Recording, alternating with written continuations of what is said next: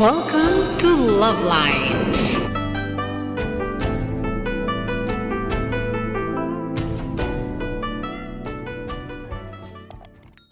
Friday, sinigang na isda ulit tayo. Our ingredients, ayan. Soup, suka, bangus, sibuyas, kamatis, kangkong, sinigang mix sa isda, and patis. Plus, syempre, tubig. Alright, tara.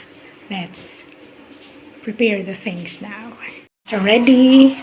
Meron na siyang black pepper at lalagyan natin ng patis later.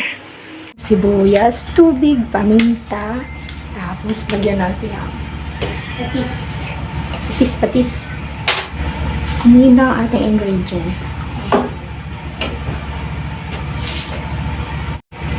Isda pag kumulo. Kumukulo na siya. So, lalagyan na natin ang isda.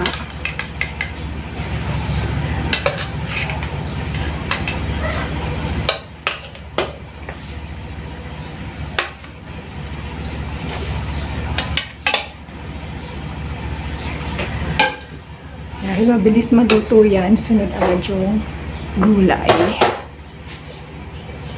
Andiyan na yung sili. Ay, kangkong. Kangkong at sili.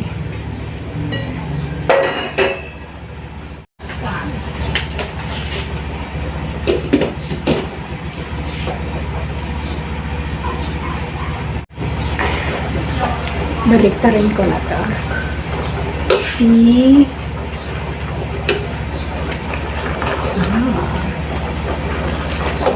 Right. Yummy. So, habang kumukulo siya ng kumukulo, ilagay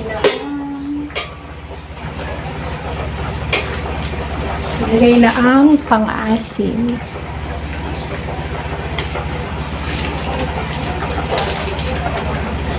Dalawang pouch nilagay ko. May initan yung soda ko. Okay, it's basically boiled.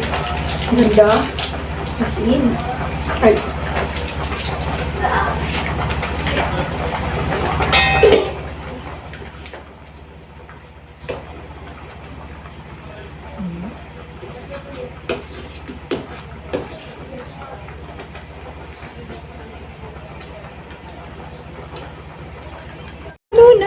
Luto na, patay na siya. So, that's all. Ang bilis maluto, saglit lang maluto ang sinigang na isda. Umuusok pa siya. Ang sinigang. 10 minutes na yata. Wala.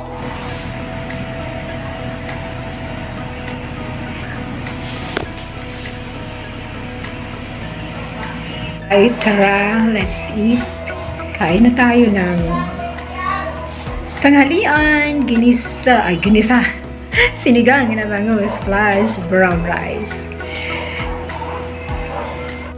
So that's all for now. Thank you so much for watching.